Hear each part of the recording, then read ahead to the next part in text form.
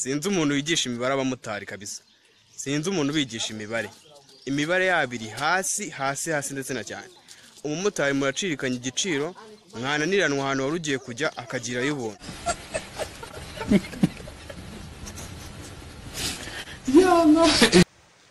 Adamu na Eva bari muri Edeni.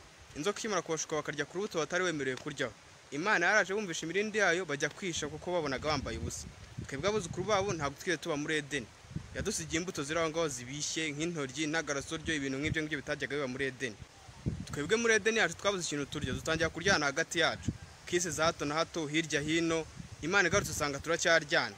Ihita duha agapfukamunwa kuko babonye twambaye ubusa. Ariko twebwe ndibaza n'iki cyadushutse. Ko nta nzoka tukivugana nazo n'iki cyadushutse. Ubu mugiye kujya mu beshye ngo ni inzoka zo mu nda. Guys, ubu ngiye muri guma mu rugo nibwo ntekereza neza. Ubu ngubu ndi gutekereza kuntu ujyamba kuntu isukari iryoha. Kuntu iryoha nyine kuri. Ibaze nka buriya twongeyemo kandi gasukari gakeye. Kuntu yaryoha kurushaho.